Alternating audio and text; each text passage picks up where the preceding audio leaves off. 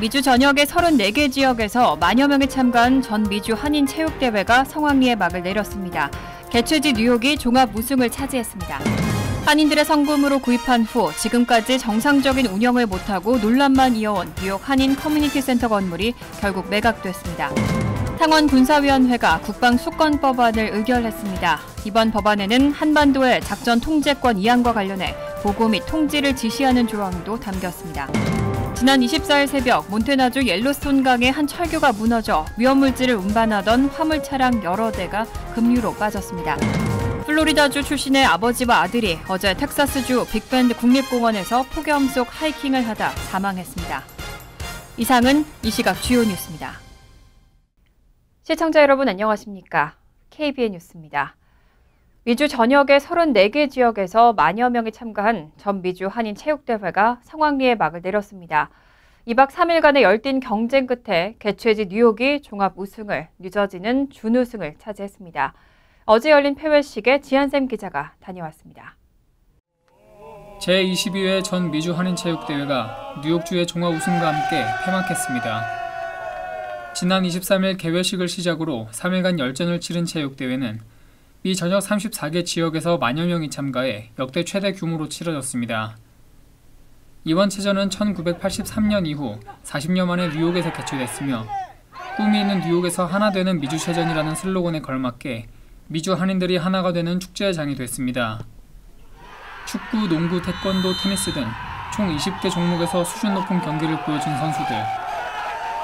종합 우승은 금메달 21개, 은메달 16개, 동메달 8개를 획득해 종합점수 5,368점을 받은 뉴욕주가 차지했습니다. 준우승은 뉴저지에 돌아갔으며 3위는 텍사스 댈러스가 차지했습니다. 뉴욕 1위 뉴욕!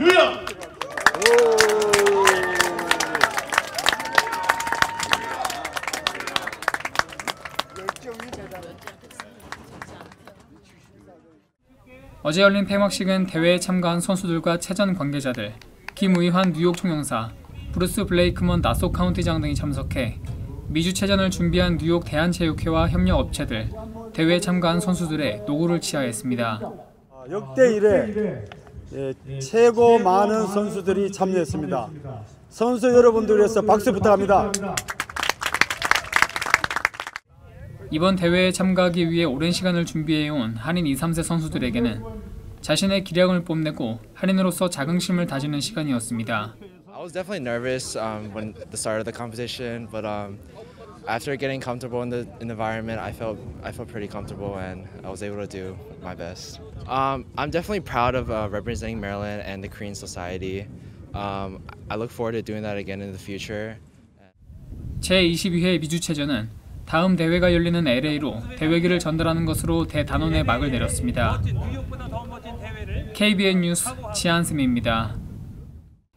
지난 2006년 한인들의 성금으로 마련된 뉴욕 한인 커뮤니티 센터는 구입 후 지금까지 정상적인 운영을 하지 못한 채 논란만 이어져 왔는데요. 결국 매각됐습니다. 그런데 이번엔 매각 절차상의 문제로 또 다른 논란이 되고 있습니다. 퀸즈 플러싱에 위치한 뉴욕 한인 커뮤니티 센터 건물이 한인 노숙자 지원센터인 나눔하우스에 매각됐습니다. 두 단체는 5월 24일 매매 계약을 맺은 데 이어 지난 21일 클로징 절차를 완료한 것으로 알려졌습니다. 매각 금액은 $80만 달러. 커뮤니티 센터 측은 전체 매각 대금 중 $63만 5천 달러는 은행 모기지 잔액 $43만여 달러와 채무액 $19만 7천 달러를 갚는 데 사용했고 나머지 $15만 9천 달러는 나눔하우스 측에 오너 모기지를 제공하기로 한 것으로 알려졌습니다. 건물 매각 소식이 알려지면서 두 단체의 이사회를 중심으로 절차상 문제점을 지적하는 목소리가 커지고 있습니다. 지난 2006년 58만 6천여 달러의 한인사회 성금으로 구입한 건물을 비영리 단체법이 규정하고 있는 뉴욕주 검찰 승인 절차나 한인사회 공청회는 물론 이사회의 공식 승인도 없이 매각한 건 명백한 불법이라는 주장입니다. 지나치게 낮은 매각 금액에 대한 지적도 있습니다. 2021년 뉴욕시 평가 기준인 138만 8천 달러보다 무려 59만 달러나 낮은 가격이고 2006년 당시 매입 가격 115만 달러에도 못 미치는 금액입니다. 보편적인 낙태권을 보장한 로데 웨이드 판결이 연방 대법원에서 폐기된 지 1년이 지났습니다.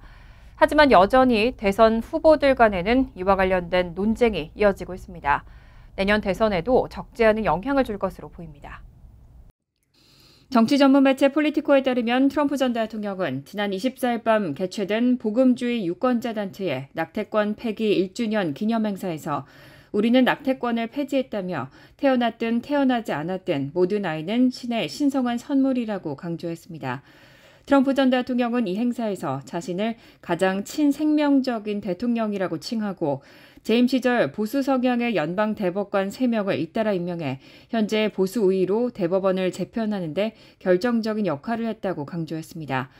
낙태권 폐기 판결이 사실상 자신의 공적이라는 점을 부각하는 동시에 텃밭인 보수 진영의 표심을 공략한 겁니다. 다만 트럼프 전 대통령은 연방정부 차원의 낙태권 폐기 법제화에는 조심스러운 입장입니다.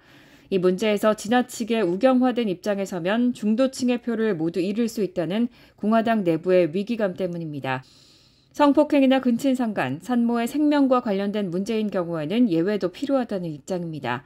반면 민주당은 낙태권을 자유 문제와 결부하며 중도층과 여성들로 지지 기반을 확장하고 있습니다. 바이든 대통령은 낙태권 폐기 1년을 맞기 전날 1년 전 오늘 대법원은 미국 여성들의 선택권을 부정함으로써 미국인의 헌법적 권리를 박탈했다며 낙태권 폐기 판결로 여성들이 큰 불편을 겪고 있다는 점을 부각했습니다. 또 의회가 로 대 웨이드 판결을 연방법으로 완전히 복원할 것을 촉구한다고 강조했습니다.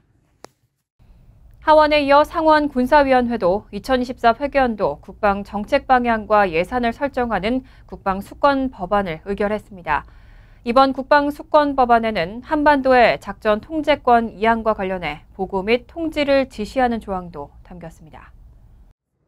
미국의 소리 방송에 따르면 상원 군사위원회는 4일간의 심의 끝에 지난 23일 한반도 전시작전 통제권 이양 관련 보고를 지시하는 조항을 포함하는 국방 수권 법안을 찬성 24표, 반대 1표로 승인해 본회의로 회부했습니다.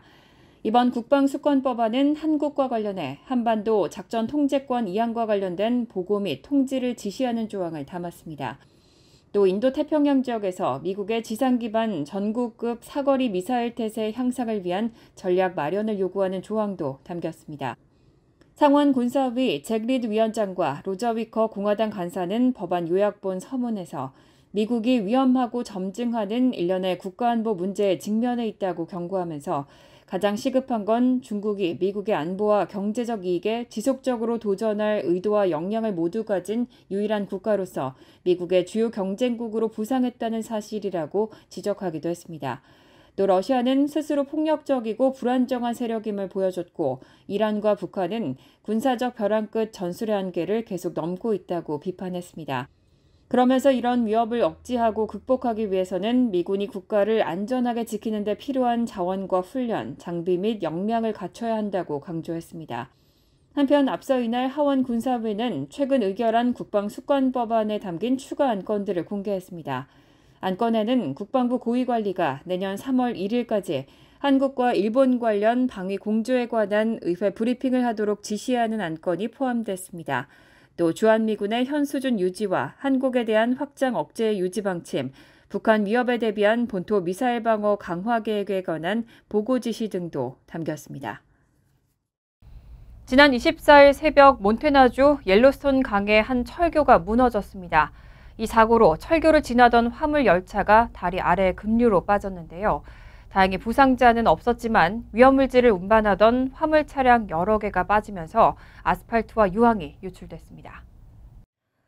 지난 24일 새벽 몬태나주의 옐로스톤 강에 놓여있는 한 철교가 무너져 위험물질을 운반하던 화물 열차의 차량 여러 개가 다리 아래 급류 속으로 빠졌습니다. 이 화물 열차는 아스팔트와 유황을 운반 중이었던 것으로 알려졌는데 화물 열차 중 무너진 교량 난간에 걸쳐 있거나 강물에 빠진 화물 차량은 8량입니다. 유출된 유황은 비료로도 흔히 쓰이고 살충제와 곰팡이 제거제, 쥐약으로도 많이 사용되는 물질입니다.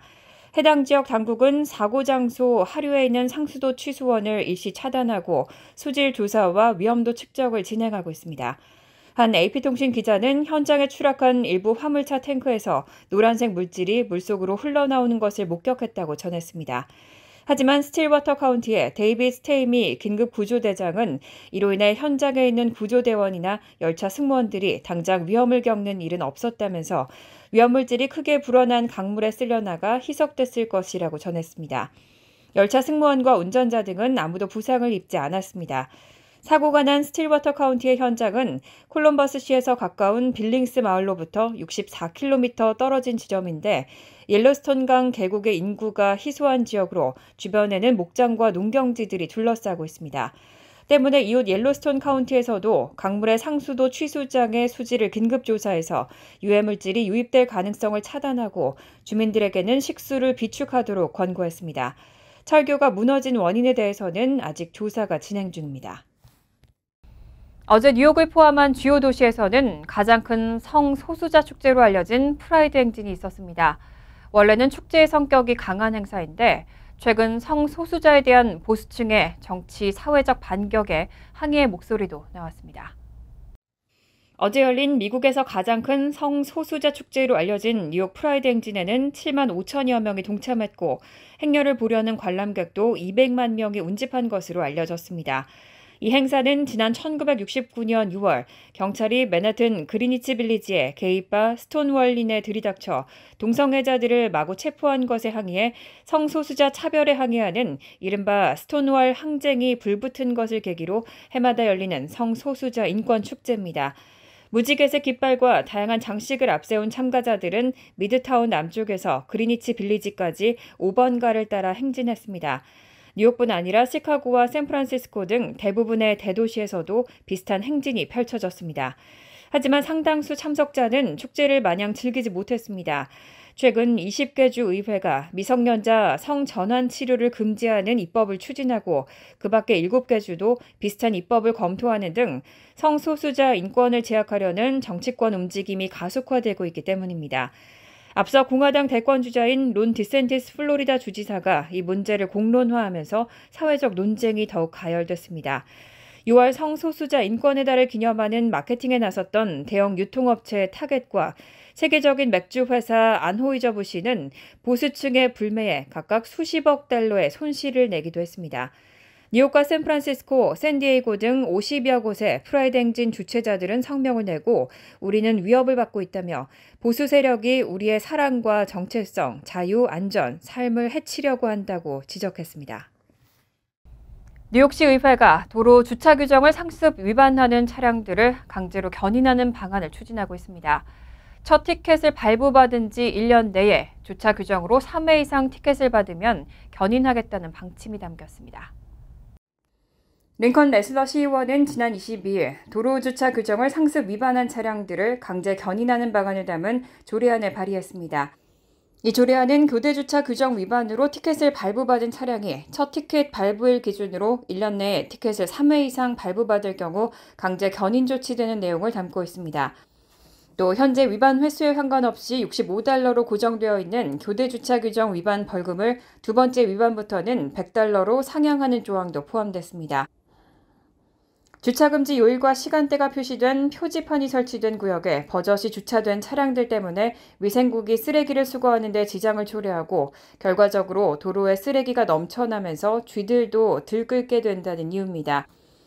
레슬러 시의원은 뉴욕시 길거리를 깨끗하게 유지하기 위한 목적으로 교대 주차 규정이 시행되고 있지만 이를 준수하지 않는 차량들로 인해 길거리가 더러워지고 있다며 맨하탄의 경우에는 스트릿 파킹 외 별도 주차장을 이용하는데 매달 $600에서 $800의 비용이 들기 때문에 운전자들이 주차 공간을 찾기 위한 시간을 할애하지 않고 주차 위반 티켓 발부를 마다하지 않는 현상이 벌어지고 있다고 지적했습니다. 이와 관련해 지난해에는 교대 주차 규정을 준수하지 않는 차량들로 인해 거리 청소가 원활하게 이루어지지 않으면서 12,000여 건의 관련 민원이 접수되기도 했습니다. 한편 해당 조례안에 대해 일부 시민들은 뉴욕시가 또 다른 세금 징수를 추진하고 있다며 반대 입장을 강하게 표명했습니다. 캐나다 퀘벡 지역을 중심으로 2달째 산불이 계속되고 있습니다. 퀘벡 지역에서만 산불 80건이 진화되지 않은 상태인데요. 이런 가운데 어제 몬트리올은 세계 주요 도시 가운데 최악의 대기질을 기록했습니다. 대기질 측정 업체 IQ에어에 따르면 어제 캐나다 몬트리올의 대기질 지수는 196을 기록하며 인도네시아 자카르타 132와 인도 뉴델리 132를 꺾고 세계 주요 도시 가운데 최악의 대기질 1위를 차지했습니다. 몬트리올은 퀘벡주 최대 도시이자 캐나다에서 두 번째로 인구가 많은 지역입니다. 그런데 퀘벡에서는 지난 5월부터 수백 건의 산불이 잇따라 발생하면서 어제 몬트리올의 초미세먼지 농도는 143 마이크로그램을 기록했습니다. 세계보건기구의 연평균 초미세먼지 안전기준 5 마이크로그램의 28배에 달하는 수치입니다. 캐나다 환경부는 이날 퀘벡 전역에 스모그 경보를 발령했고 각종 콘서트 행사와 스포츠 경기가 취소되고 수영장 등 야외 시설도 일제히 폐쇄됐습니다. 보건부는 주민들에게 외부 활동을 자제하고 부득이 외출할 경우 반드시 마스크를 착용할 것을 당부했습니다. 다만 오늘 새벽부터 몬트리올을 포함한 퀘벡 북서부 지역에 비가 내리면서 스모그는 점차 잦아들었습니다. 비는 일주일 동안 이어질 것으로 전망됩니다. 한편 올해 발생한 산불로 지금까지 캐나다에서는 남한 면적의 70%에 달하는 740만 헥타르가 소실되는 등 전례 없는 화재로 고통받고 있는 상황입니다. 플로리다주 출신의 아버지와 아들이 어제 텍사스주 빅밴드 국립공원에서 하이킹을 하다 사망했습니다. 기온이 화씨 119도까지 오른 극도로 더운 날씨에 쓰러진 채로 발견됐는데 현장에서 사망 판정을 받았습니다. 폭스뉴스는 어제 플로리다주를 출발한 한 의붓 아버지와 14세 의붓 아들이 텍사스 빅밴드 국립공원에서 기온이 화씨 119도, 섭씨 48도까지 오른 극도로 더운 날씨에 하이킹을 하다 사망했다고 보도했습니다. 국립공원 통신센터는 어제 오후 6시께 긴급 상황이 발생했다는 신고를 받았다고 전했습니다. 통신센터는 공원 관리인과 미국 국경 순찰대 요원으로 구성된 팀이 1시간 반 만에 현장에 도착했을 때 14세 의붓 아들은 이미 사망한 상태라고 밝혔습니다. 수색대는 또 오후 8시께 쓰러져 있는 상태로 있는 의붓 아버지를 발견했고 의붓 아버지 역시 현장에서 사망 판정을 받았습니다. 공원 관계자는 시신이 발견된 마루포베가 트레일은 공원에서 가장 더운 지역으로 꼽히는 곳이라며 한 여름날에 하이킹을 하는 것은 물과 그늘이 부족하기 때문에 더 위험하다고 주장했습니다. 텍사스에서는 무더운 폭염이 남부 도시를 불태우면서 세 자릿수 기온을 기록했습니다. 특히 지난 3주 동안 극심한 더위를 겪어왔고 빅밴드에서는 리오그란데 강변의 기온이 화씨 110도에서 119도 사이를 기록해왔습니다. 간추린 소식입니다. 법무부는 중독성이 강한 마약성 진통제 펜타닐을 만드는 데 사용되는 화학물질을 미국과 멕시코에서 밀매한 혐의로 중국 기업 4곳과 개인 8명을 기소했다고 밝혔습니다. 공소장에 따르면 기소 대상은 중국 후베이성에 본사를 둔 화학회사 아마불 바이오텍과 펜타닐 밀매, 화학 전구체 수입, 돈 세탁 등을 한 회사 임원 3명 등이며 이들은 회사 웹사이트와 소셜미디어 계정에 펜타밀 제조에 쓰이는 원료 물질인 화학 전구체를 선전 판매하고 암호화폐로 결제를 받아왔다고 밝혔습니다. 국가교통안전위원회가 어제 성명을 통해 지난 23일 밤 텍사스주 샌안토니오 국제공항에서 지상직 근로자가 여객기 엔진에 빨려 들어가 숨지는 사고가 발생했다고 밝혔습니다. 사고는 로스앤젤레스를 출발한 델타항공 여객기가 샌안토니오 국제공항에 착륙한 직후 발생했습니다. 당시 여객기는 한쪽 엔진을 켜고 탑승 게이트를 향해 서행하고 있었는데 이 과정에서 활주로에 있던 공항 지상직 근로자가 해당 여객기 엔진에 빨려 들어갔습니다. 사고를 당한 직원은 북미 최대 규모의 공항 지상직 파견업체 유니파이 에비에이션 소속으로 이 업체와 파견 근로를 계약한 델타항공에 간접 고용된 것으로 확인됐습니다. 국가교통안전위원회는 현재 정확한 사고 원인을 조사 중입니다. 뉴욕 뉴저지 항만청 이사회가 3천만 달러의 자금을 지원하기로 승인함에 따라 항만청은 22일 라과디아 공항으로 향하는 새로운 버스 노선을 건설하고 기존 노선을 확대하기 위한 절차에 착수했습니다. 이에 따라 라과디아 공항엔 Q70 버스 전용 차선이 추가되고 퀸즈 아스토리아 N, W 노선 종점역까지 운행하는 전용 셔틀도 신설될 예정입니다. 항만청은 Q70 노선을 업그레이드하는 데 2-3년, 전용 셔틀 신설에는 4에서 5년이 소요될 것으로 예상하고 있습니다. 이외에도 해당 프로젝트는 현재 엘리베이터가 없는 아스토리아, 디츠마스 블러바드 정류장에 엘리베이터를 추가하는 방안도 검토 중입니다. 뉴욕주 차량국이 QR코드가 포함된 새로운 차량 등록 스티커를 주 전역 자동차 검사소에 배포하기 시작했다고 밝혔습니다. 새로운 등록 스티커에는 번호판 넘버와 차량 식별번호, 마일리지와 QR코드가 표기되어 있습니다. 검사가 만료되는 기간도 크게 표시되어 있고 해마다 스티커 색상이 변경돼 해당 차량의 최근 검사 여부에 대한 정보도 알 수 있게 했습니다. 시스템 전환은 올해 말까지 이어질 것으로 예상되지만 매년 말까지는 기존 디자인의 스티커도 유효하고 차량 검사 비용은 동일하게 유지됩니다. 환율과 증권 소식입니다.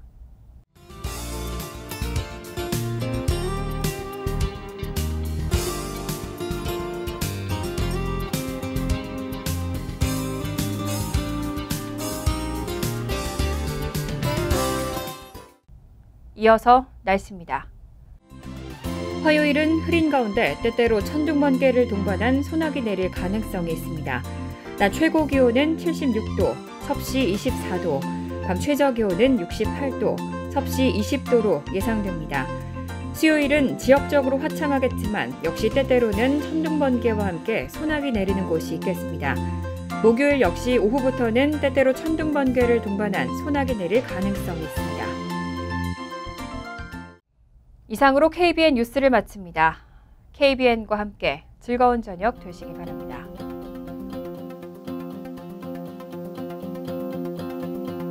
미 동부 최대 한인방송 KBN이 제작하는 KBN 뉴스는 웹사이트 mykbn.com 그리고 유튜브와 페이스북에서 다시 보실 수 있습니다. 좋아요, 구독, 알림 설정은 뉴스 제작에 큰 도움이 됩니다.